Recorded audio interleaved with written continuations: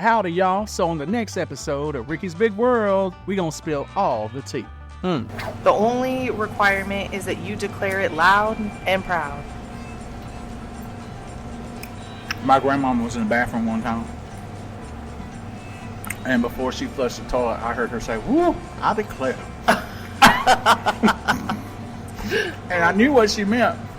And she come out, and I said, "Grandma, you feel better?" "Woo, yes, I feel much better. You should have seen it." So that was a moment of shock. Back in the pizza world caverns, behind the test ovens, and in reality next to the bathrooms, it's Ricky's Big World. Hey, this is Ricky with Ricky's Big Worlds. We got another episode coming to you from Pizza World here in Cedar Rapids, Iowa. I want you to take a look at this. What kind of pizza is this? Cheese.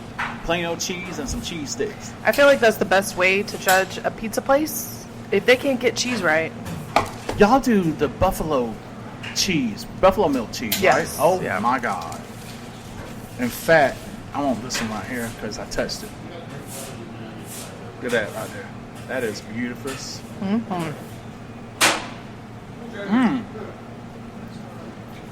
I don't normally like cheese pizza. It's like it's too plain, but I will say it's got like seasonings in it that make it real. If you can't do a good cheese pizza, then the rest of your pizzas aren't going to be that good. There you go. So Roxanna and Jana told me before we came on, she wants to do a game show day. I want to spice it up a little bit. And I'm trying to figure this one out here. So what kind of game? Hold on, let me go with that breadstick real quick. This is going to be a Southern sayings game. Breadstick. Okay. 2 for $1.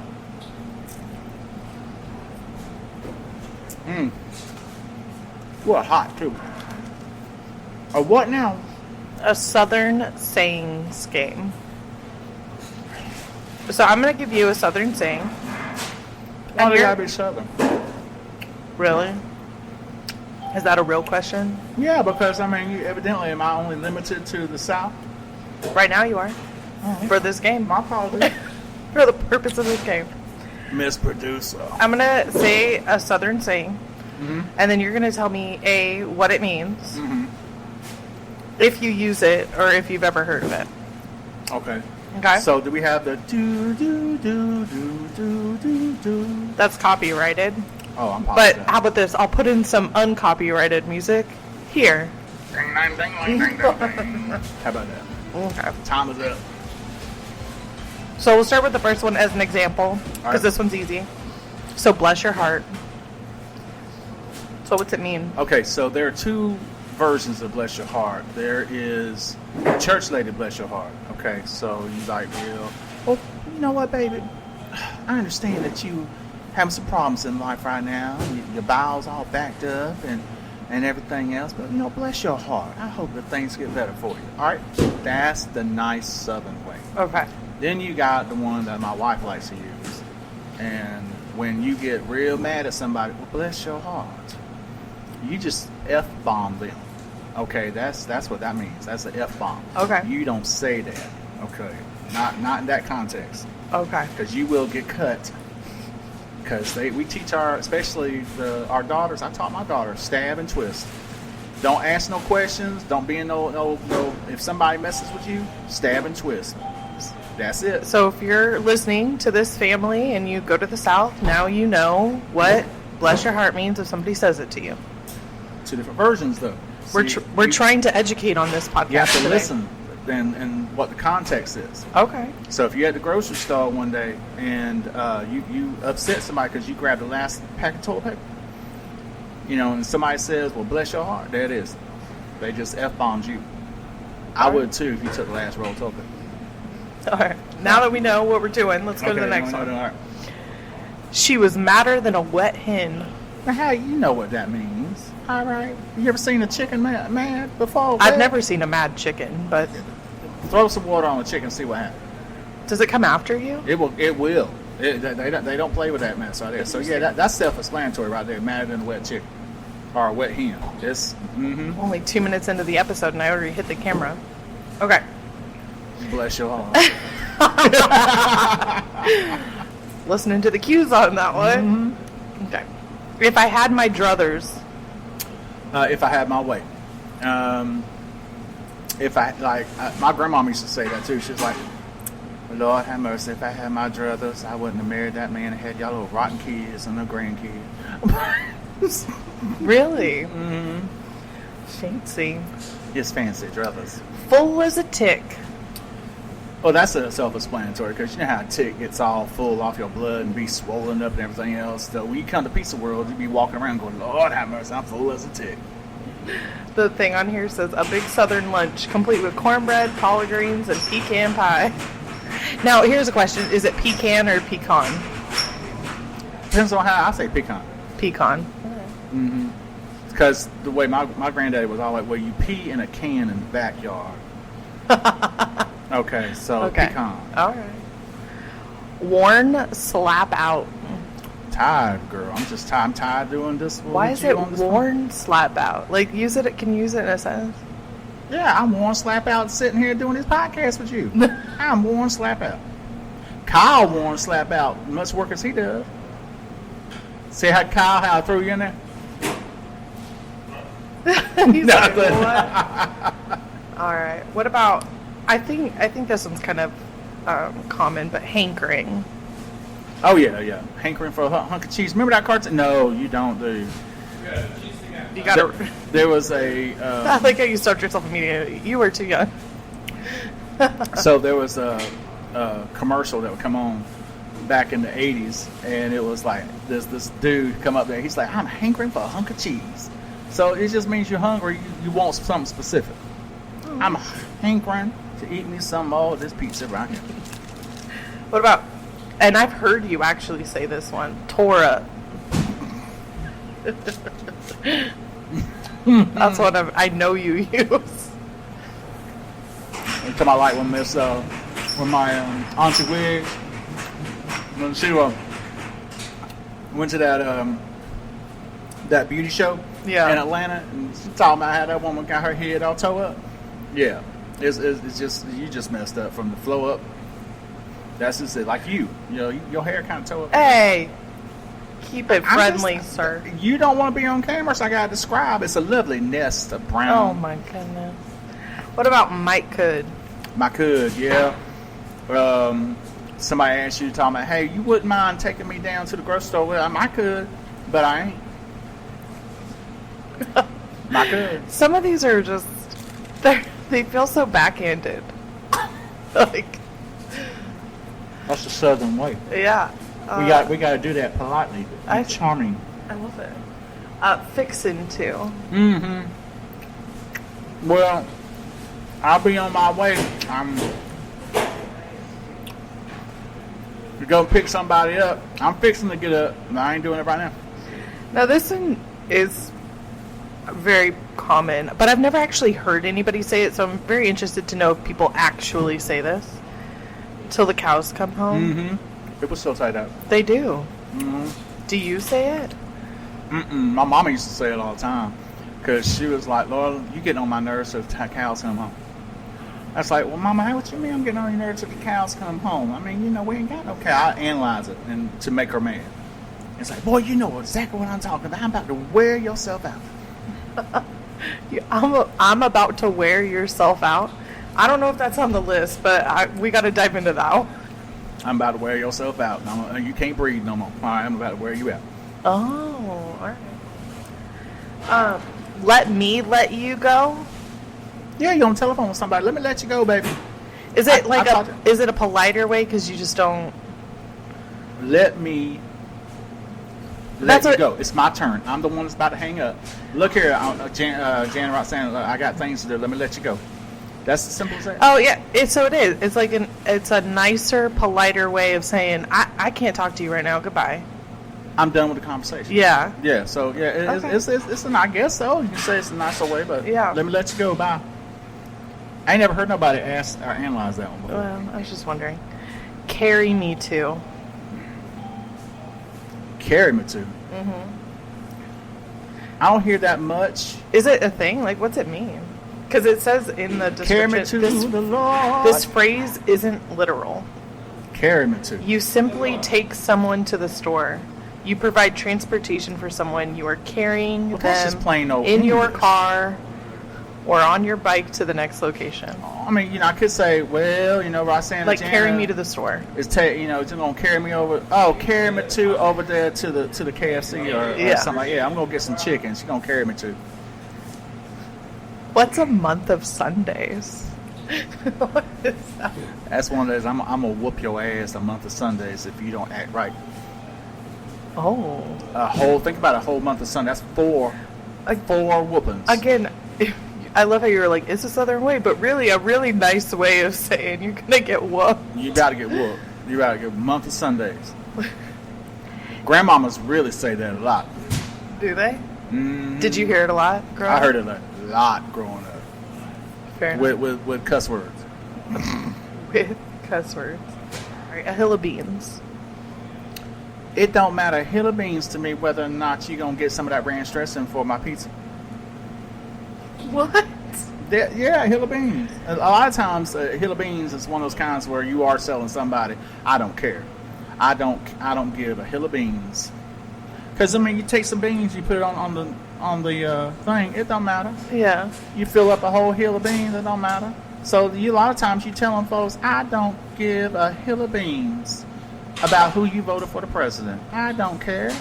I don't give a hill of beans whether or not you got drawers on. So please stop telling me what color your panties are. All right, I don't give a hill of beans. That's still settled. More than Carter's got little pills. More than what? More than Carter's got little pills. Carter's? Yeah. Carter? Yeah. More than Carter's got. I don't know about that one. This one originates from the 19th century when Carter Products marketed little liver pills across the country. Apparently, Carter had a great many pills because the phrase found its way into the Southern vocabulary. It indicates there is a lot of something, from problems to money. You may still hear it if you stop into a country store. No. More than Carter's got No. little pills. Oh, I get it now. More than Carter's got little pills. I get it now. Yeah, you have to say that it. ain't something that we say. No, you don't too say much. that. Mm-mm. All right. I got family in Alabama, Mississippi, Georgia, Tennessee, And all over the place. you've never heard. I ain't never heard that I've got one. more. Okay, cool. I ain't never heard that one. We're learning something today. I think y'all Yankees made that one up. Maybe that we say stuff like that. Lord, you water What in is- the toilet bowl seat. What? So. What do you call somebody from California? A Yankee. It is a Yankee, but we're not technically north. If it's outside the South, you're a Yankee. South side of South. If you're on, We're learning so much outside today, of the family. South, you are a Yankee. All right, and when I say the South, we already talked about Texas. Yeah. It's not the South. So Texas is Yankees. All right. Okay, Missouri, Yankee. That is not the South. Some parts of Florida, also Yankee. Anything below Tampa is Yankee. All right. It's not. Mm-mm. No bigger than a minnow in a fishing pond. A lot of times when you got people describing something or somebody, that's the funny thing. That's the funny thing. It's like, I work with this dude. He's no bigger than a minnow in a fishing pond, or your intelligence, man. He ain't smart. His brain must be the size of a minnow in a fishing pond. So yeah. You can't make a silk purse out of a sow's ear. Out of a what? A sow's ear? Sozier. Yeah. Spell it. SOWS? Hold on, let me see Sow's that. ear? What? Where's it at? You can't make a silk purse. Sow's ear. I said A sow's female the pig. second time. Man, okay, yeah, you can't make a purse out of a sow's ear. So that's a lot of times that's telling somebody somebody ain't that pretty. Ooh, Lord, did you see what Ricky brought home the other day? You can't make a purse out of a sow's ear. So it's saying that something cannot be made pretty as ugly. Oh. Mhm. Plump. My grandmama used to say that a lot. Because she didn't like the men or the women that her boys brought home. So it's like, yeah, that Margaret, you can't make a purse out of a sow's ear with that one, can you? Oh, see what I'm saying? It's like an art form. Like, Well, I told you that about that professor who said that the Southern speak is more singing than it is talking. yeah. And that makes sense, especially with this phrase. Plump. Huh? Plump. Plum. I'm plum tied. Yeah. Yeah, that's just an exaggeration of, different things. Being But tired. I've only seen the plum tied. I don't hear it too much on anything. Hotter than blazes. I feel like that's pretty, like, self-explanatory. I can see that. It's funny because the description says, get you some sweet tea. It's hot, y'all. Hotter than blazer. You don't hear that one too much.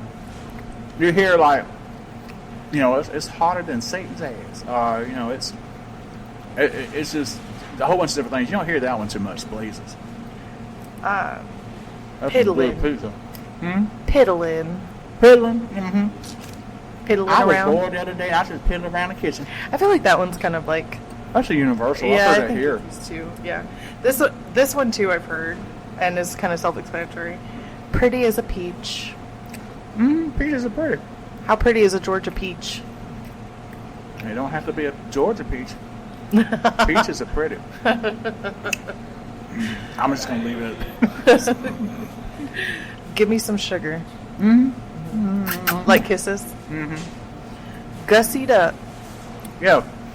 Well, there's two kind of sayings on that one I've heard over the years, and the gussed up is a compliment. Ooh, girl, you just gussed up like you about to go to church. Or the other one, oh, she gussed up like $2 hoe. So the tone matters. It's the tone. It's the tone. Yeah, it's tone the matters. Well, I declare. Do I people declare. actually say that, though? Yes. I even say that. I declare. And a lot of times it's very dismissive. Really? It's very dismissive. Did you ever watch, what's that movie? Catawampus? Yes. Okay.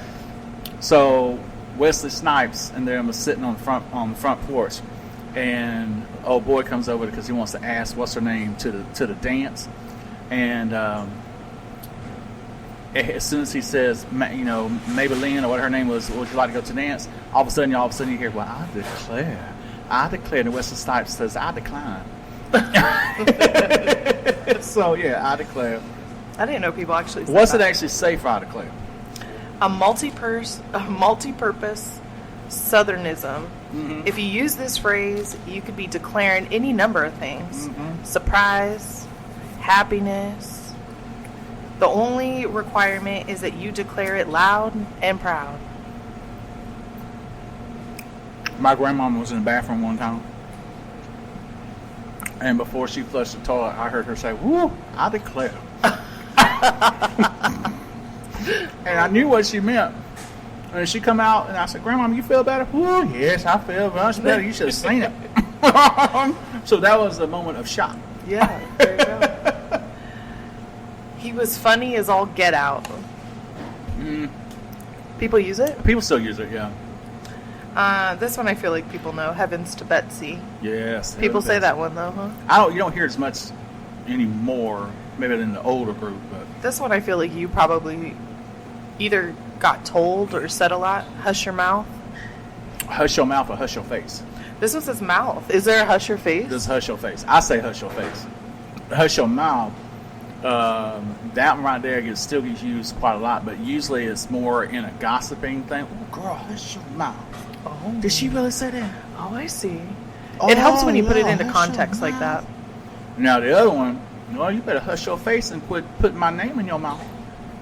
All right. Put my name in your mouth one more time. So what we're discovering here, it's all about the tone. It's all about tone, the inflection of it. Yeah. There's a lot of inflection in Southern speak. Well, I Swanee. I swanny. Yeah. Let me read that. Swanee. I swanny. I Swanee. I've heard that before, but It says instead of, well, I swear, Southerners have adopted an inspired alternative. Well, I Swanee invokes the Southern Swanee River. Or depending on where you live, it that could may be, have been back in like 1942 or something like that, but I ain't now. I don't hear it that sounds like it's more of a Tennessee thing. one. And From what whatever. it says here, it says a small. Oh no! She done hit the. I know. Lord. It's because Now you got, no, it's an earthquake. It's an earthquake. family knows I'm in a small little hidey hole over here. Now I got Paper Nobody stole. asked you to be in that hidey hole, though. I mean, I swan it. This one I've that's heard- not something that I hear a lot. This one I hear a lot from you. I tell you what. Oh, yeah, because we're going to make sure our points across. Okay, I tell you what. This next one. You have to tell me if this is real.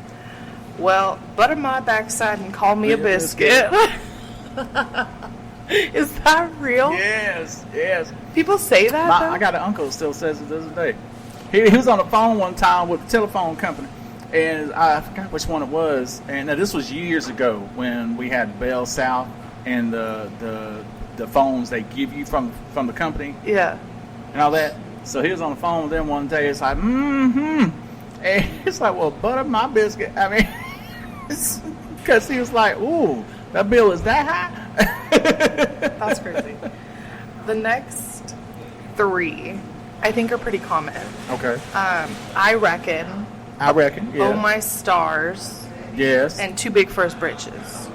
Now, too big for his britches still gets said a lot because Does too big.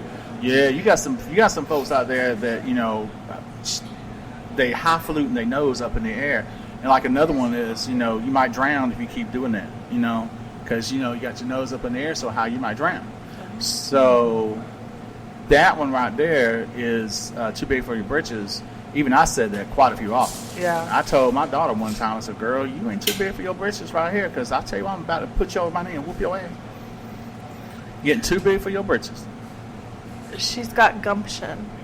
Yeah, she got that gumption. She gonna sit there and go outside and rule the world. She got gumption. That's a nice one. Mm-hmm. This one is hilarious to me. And I'm dying to know if people say it.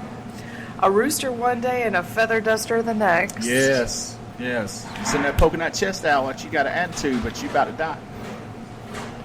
It's like when Dolly Parton in the movie 9 to 5. And she told the man, she said, I will change you from a rooster to a hen one shot. Try me. There it is, same thing. I love that. You ever watch that movie? Uh-huh. 9 to 5? A while ago, but yeah. So yeah, she sure did. Quit being ugly.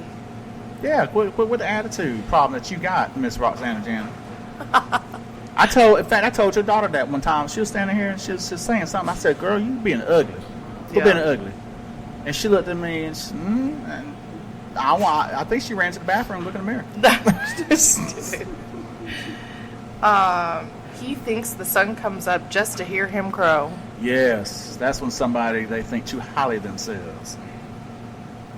Too highly of themselves. Like the whole world revolves around them. That's it right there. Living in high cotton. Living, yes, you are living well.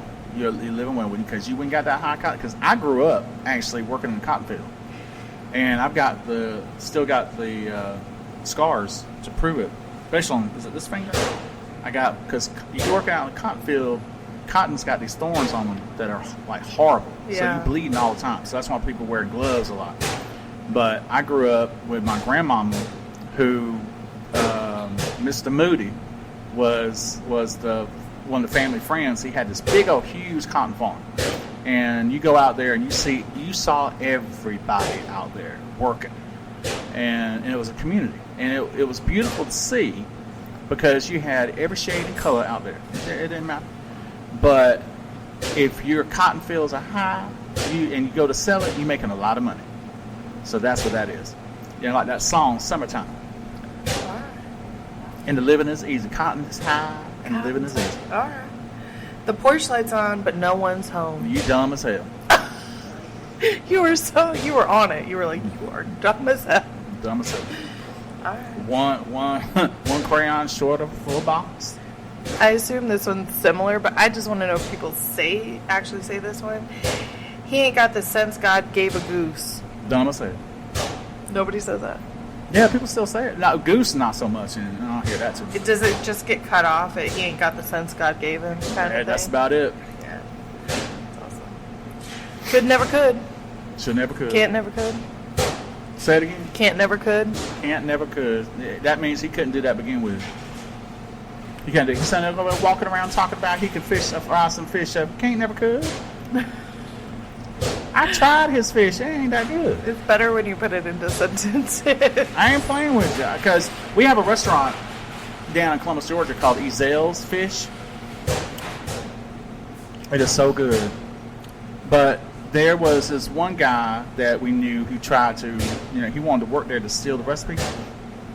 And he got it wrong every time. And I remember somebody said, can't never could. He can't never could anyway. That's Catawampus. Messed up. Do people say it, though? Catawampus. They really say it. Mm-hmm. Can you say it in your southern? Well, because when I say it sounds like a Yankee. My cousin Jed does construction work, right? So one time we were talking about he was going to put in a new window frame in the back of his trailer. Yeah, but it's kind of Catawampus. Look at it. It's kind of like tilted to the left a little bit, don't you think? That's like, yeah, it sure is. You're right. No, it is Catawampus. So, or you can actually do a directional thing. Well, it's Catawampus around the corner and Catawampus from the bank. That kind of thing. So, almost like a catty corner kind of thing. Like it's kind of over now, I ain't saying nothing about no catty corner. I got you. But Catawampus is. It's Catawampus over there. All right. Or you messed up. It's Catawampus. There's something wrong with it. It's blowing up a storm. I've heard that used in occasions where you need to shut up and quit causing problems, instigating the issue. You blow them up a storm here. You about to get lightning strike. I see. Okay, it's like don't mess with Kyle today because you're gonna blow up a storm. Or the one big one is you start bringing up the past, and it's like, well, you know what? Oh, Miss Jean, she still owe me $75. Don't be blowing up no storm now.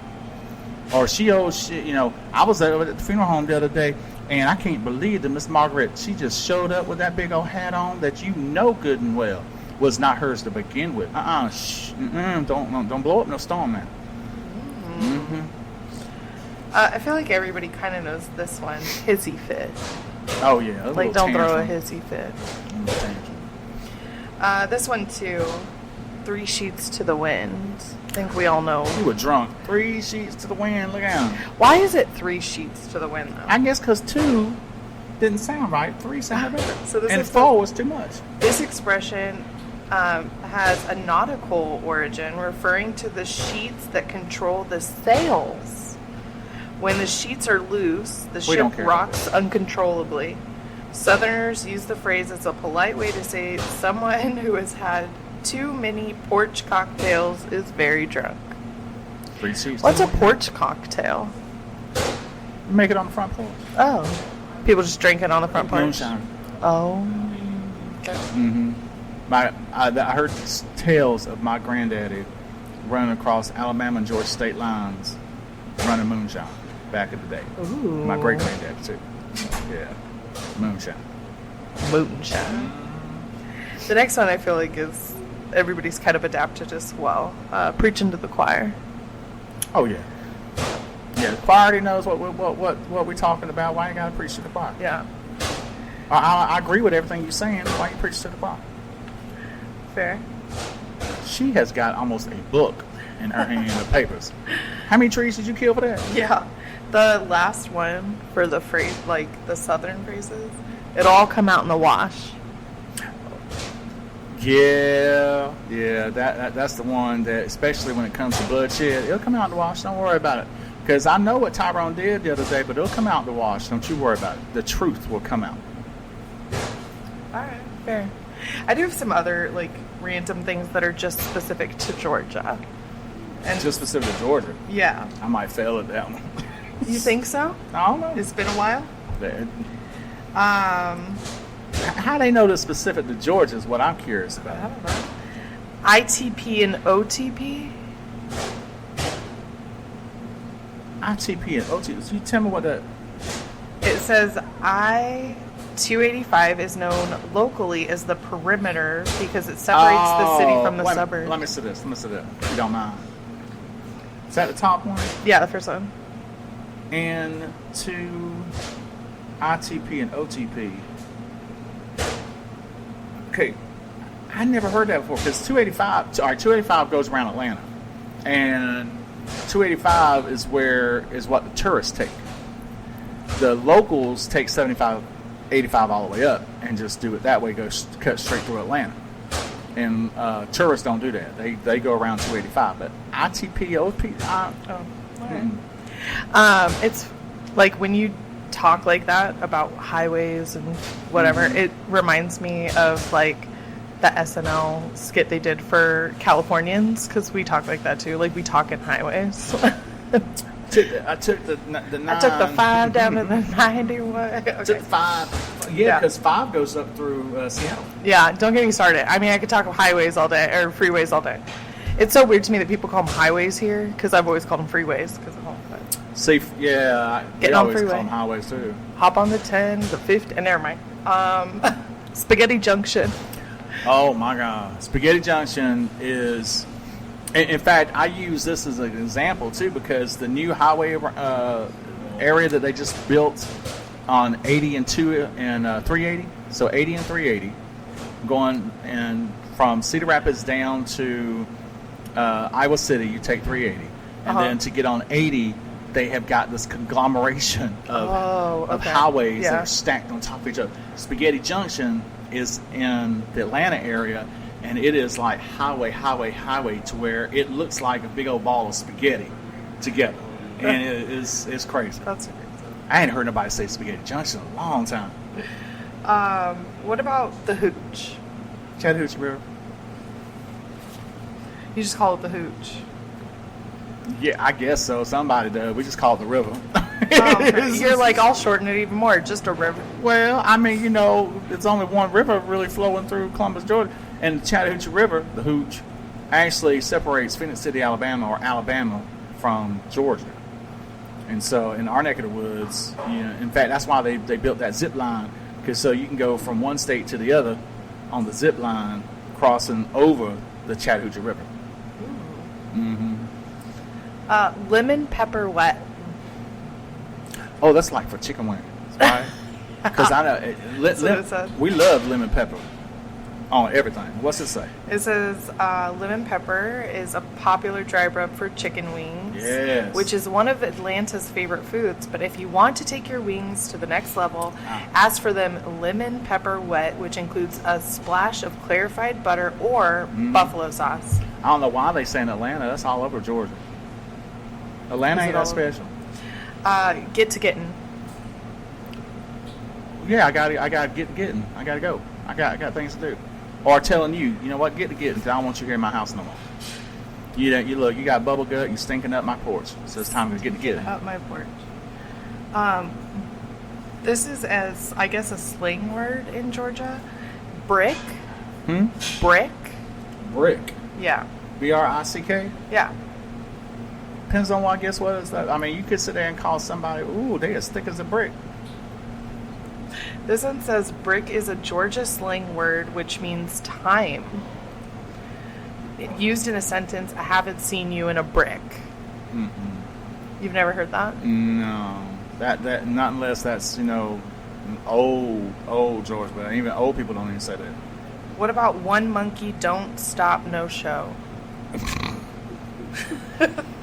That usually corresponds with not my monkey, not my circus. Oh, okay. Mm-hmm. Buckhead Betty? Buckhead is a town in north of Atlanta that's very highfalutin. I mean, I think years ago the minimum house to buy there was $7 million. Wow. Yeah. Now Buckhead Betty. What's it say about Buckhead Betty? In Georgia, this phrase refers to the stereotypical wealthy soccer mom of Buckhead, Atlanta. And they usually look very nice. I've heard Buckhead Betty before, not a lot, but there was a supermodel that lived in Atlanta. Madonna had a house in Atlanta too, or in Buckhead. Oh, really? There's a lot of famous people have homes in Buckhead, and so. But there was a supermodel that everybody used to call, you know, that Buckhead Betty moved here today. She's living in Buckhead. Mm-hmm. And I can't remember if it was Elle McPherson or one of them, but yeah. So all right, I get it. But I've only heard that once. I don't hear that a lot. This one I think people have heard. Dogs are barking. Like their feet hurt. Yeah, I guess it depends on what context you're saying it in. What's it say? This one says, we use this quite a lot because it's hot in the South and your feet swell, so you say your dogs are barking. It's a bark. A lot of times it's just it's not just that though. It's like if you work a hard day and you go to take your shoes off. Ooh, Lord, my dogs are barking. Oh yeah. Yeah. I got you. So that's why I was wondering what context are they using that, because the only time I've ever heard it was talking about sore feet. Okay. Or shut your damn dog up because he's barking in the middle of the night. Your dog's barking. Buggy. Oh, that's a lot of Yankees call a cart, a shopping cart. We Yeah. call it a buggy.